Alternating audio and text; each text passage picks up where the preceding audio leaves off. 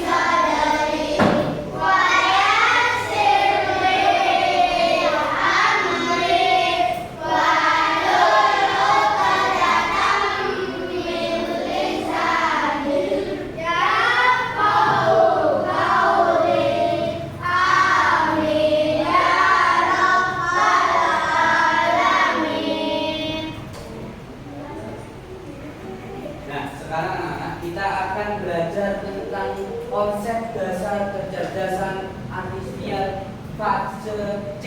Fase C itu kelas 5 dan kelas 6. Ada yang tahu KA itu apa? Tahu?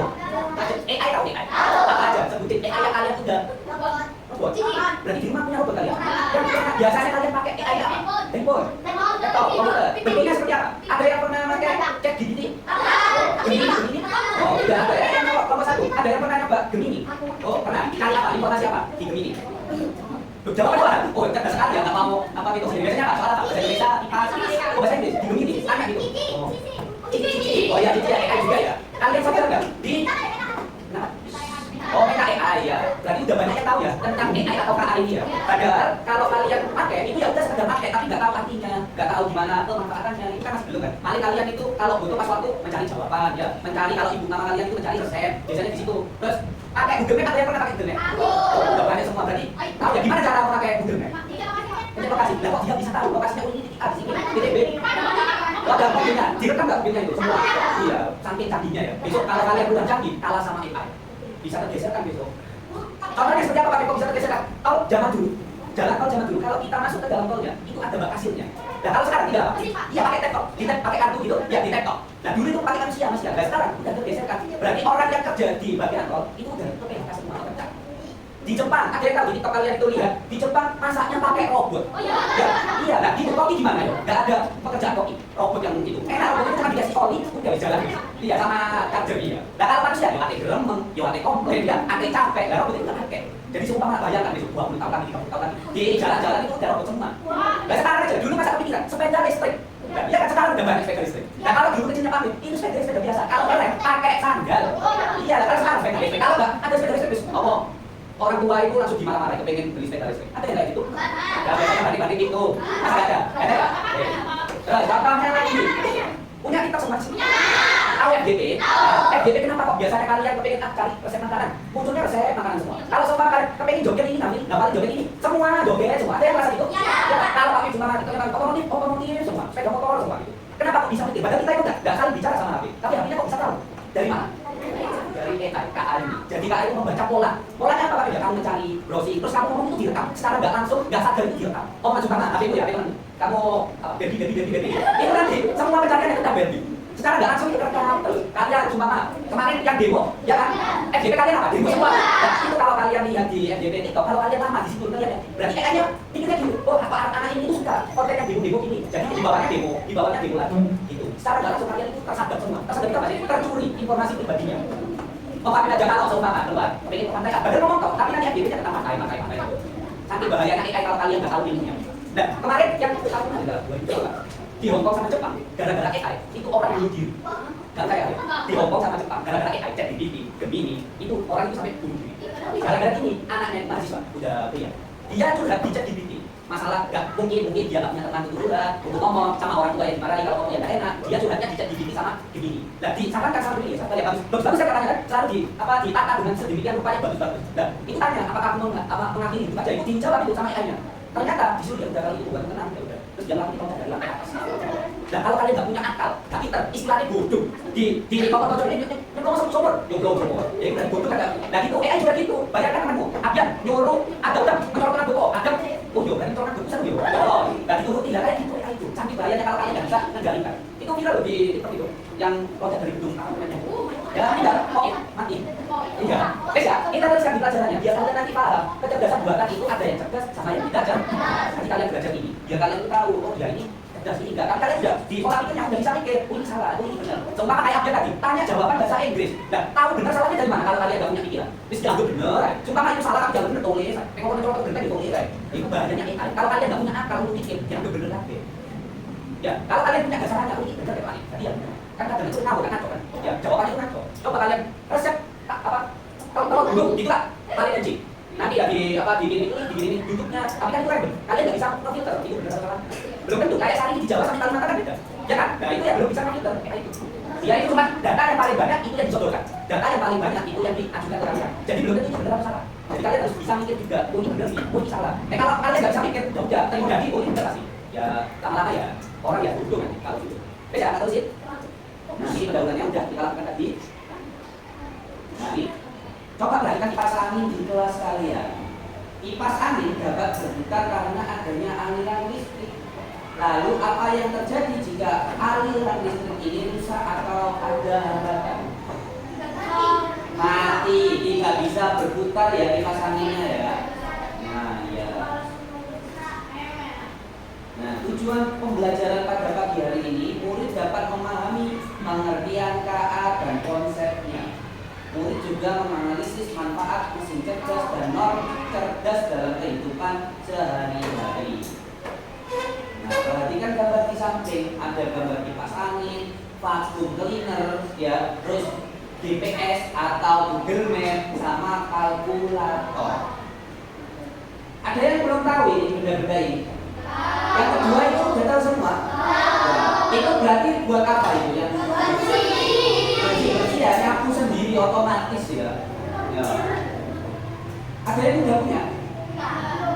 Nah, ini kalian tonton dulu videonya. AI mengambil alih dunia. Robot-robot melawan dan menguasai jalanan. Manusia yang selamat diburu habis-habisan. Akankah kita bisa bertahan? Oke, jangan takut dulu. Ini cuma AI yang ada di film-film. Nyatanya, mereka nggak senyeramin itu. Tapi, apa iya? Apakah ada ancaman tersembunyi dari AI?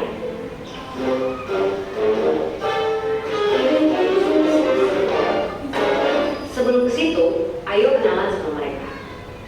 Simpelnya banget, AI adalah program yang didesain untuk berpikir dan ngambil tindakan kayak manusia. Mereka bahkan bisa belajar sendiri lewat latihan yang dikasih programnya, biar bisa diajak ngobrol, ngolah informasi, sampai punya kesadaran selevel anak bayi. Dan fitur-fitur keren inilah yang bikin CEO Tesla sampai prediksi kalau AI bisa lebih pintar dari manusia.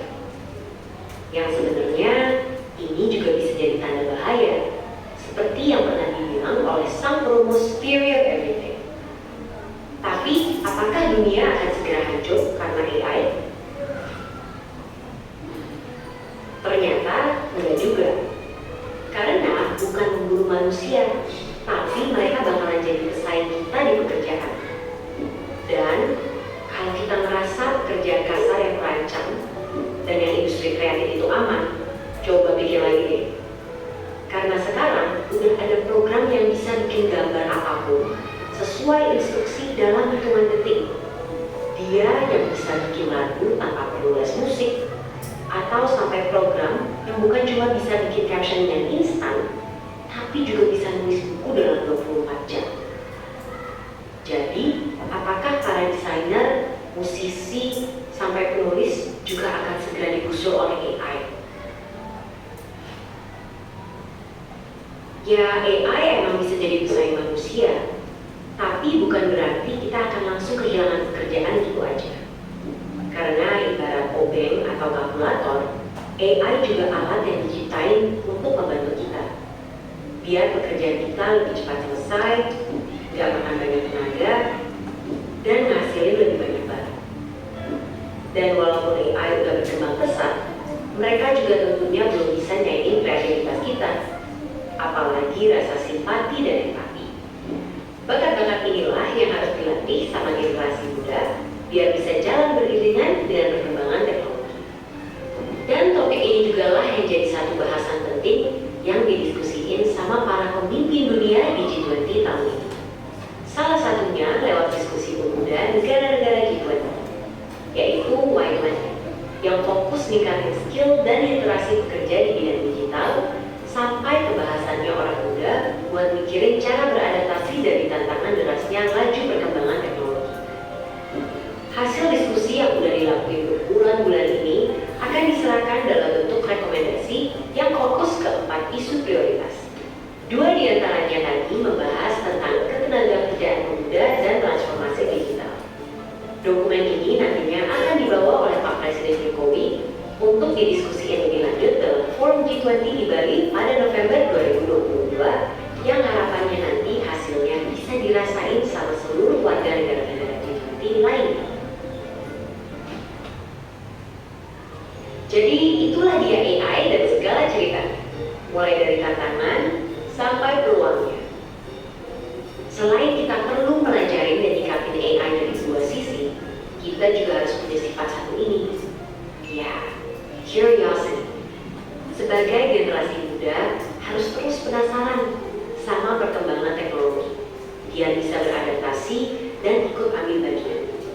Karena kalau kita cuek dan terlalu terlena sama kecanggihannya, bukannya nggak mungkin di masa depan nanti kita semua bakal jadi pengangguran. Dan seperti biasa, terima kasih. Setelah kalian melihat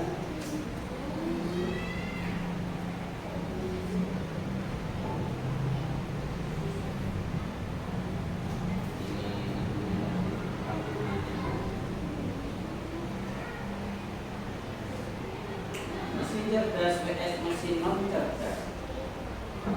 Sebuah mesin dapat dikategorikan cerdas jika ia memiliki kemampuan untuk belajar dari pengalaman, seperti AI yang ada ChatGPT ya. Terus Gemini itu belajar dari pengalamanmu. Kamu nulis apapun, dia belajar dari situ. Sumpama Yaya tanya tentang apel. Nah, nanti informasi tentang apel ini di-save sama dia. Terus nanti Adam tanya tentang apel lagi, berarti informasi dari Yaya disampaikan langsung. Jadi lebih cepat. Makanya dia kalau kalian tanya sesuatu, dia cepat menjawabnya. Ya dia sudah mengumpulkan informasi seluruh Indonesia, seluruh dunia kumpulkan. Makanya dia tahu semuanya. Bahaya ya. Kalau kalian cuma tahu informasi pas waktu belajar toh. Kalau tidur nggak tahu. Kalau AI 24 jam kerja terus mencari informasi yang banyak.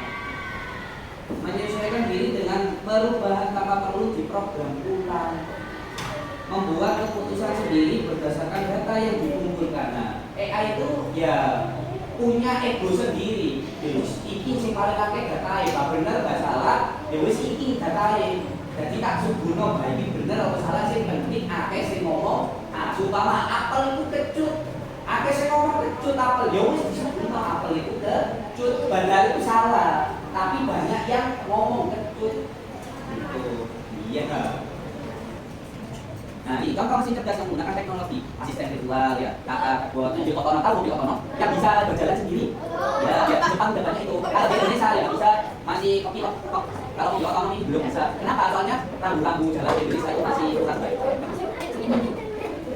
Nah ini kalau masih non cerdas, banyak berfungsi sesuai dengan perintah manusia. Seperti non cerdas, kalkulator, remote TV, mesin cuci, dia cuma bisa ya itu aja. Ya kipas angin benar, kipas angin cuma bisa menggunakan angin sama kalau kayak gitu sampai rusak dari situ. AC, proyektor, ya kan. Nah kalau smartphone, tablet itu apa? Non cerdas atau cerdas? Cerdas, dia bisa apapun ya. Mobil cerdas nggak? Mobil cerdas nggak? Mobil biasa enggak, tapi kalau mobil yang cerdas itu mobil otonom, mobilnya Tesla atau Tesla. Ya yang seperti itu. Ya betul.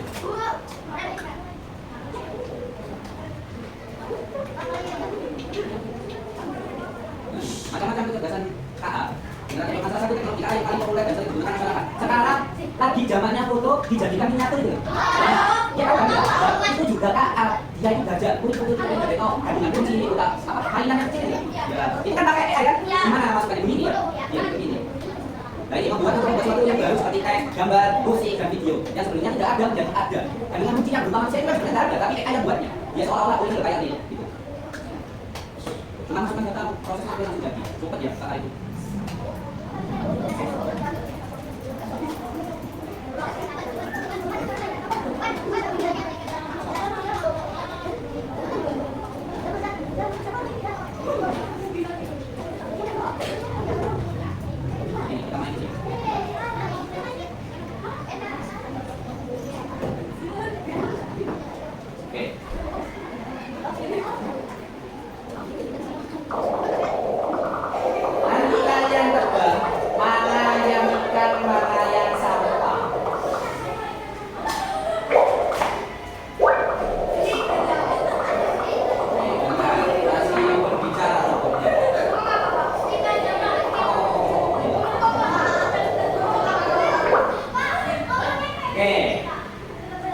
Ini gambar apa yang pertama? Fish ya, bahasa Inggrisnya.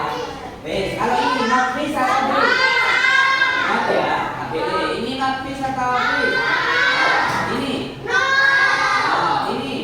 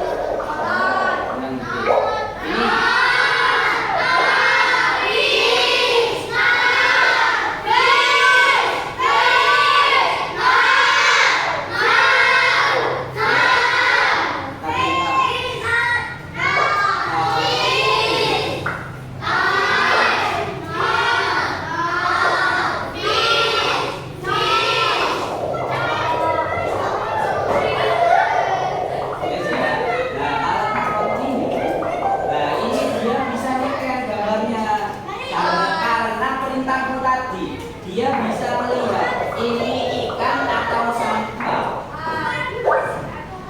Loh, dia benar semua. Loh, salah ikan. Itu yang kamu pilih tadi. Kamu perintahnya pilih ini ikan atau enggak?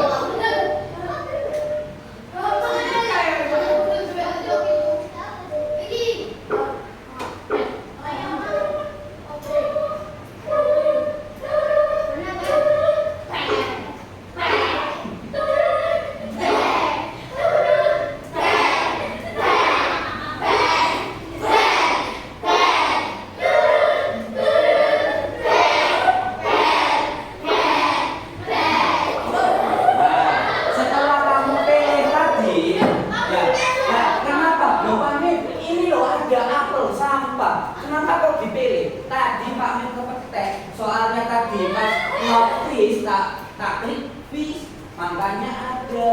Dan selama perintah kalian itu pas di programnya salah, ya hasilnya akan salah. Makanya program ini patuh terhadap perintahmu. Kalau perintahmu salah, ya salah. Kalau perintahmu benar, ya benar. Wes ya, paham sampai sini? Berarti AI itu belajar dari kamu, bukan kamu yang belajar dari AI. AI itu alat membantu biar kamu cepat. Mama mau kemana? Ke rumahnya Pak Pip, nggak tahu lokasinya. Biar cepat. Buka apa? Google. Umpama nggak tahu jawabannya kayak Bian, harus buka apa? Begini bisa, begini bisa. Biar lebih efisien, lebih cepat.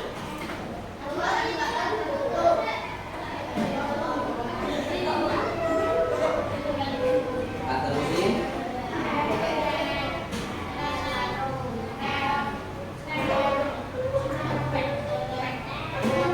KA seringkali dianggap sebagai sistem yang sangat cerdas, tetapi pada kenyataannya ia hanya mampu melakukan tugas tertentu berdasarkan pola yang telah dipelajari. Ya kayak tadi, polanya kamu apa, ikan sampah, ikan not fish, fish not fish. Nah kalau ada lupa tadi ada apel, itu kan sampah. Tapi tadi tak klik fish, makanya dia yang nurut, oh ini fish. Soalnya tadi apa kami lihat fish, makanya pilih fish.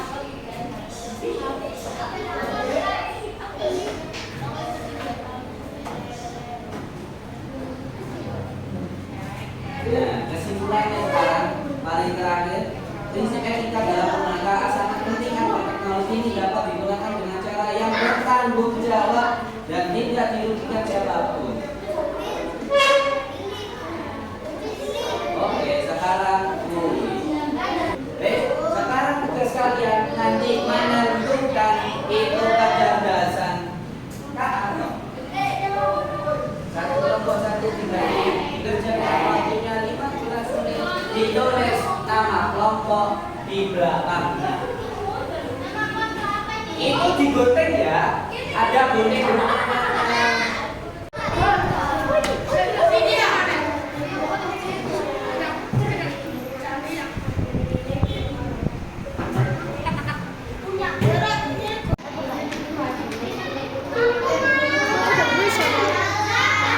Yang lain.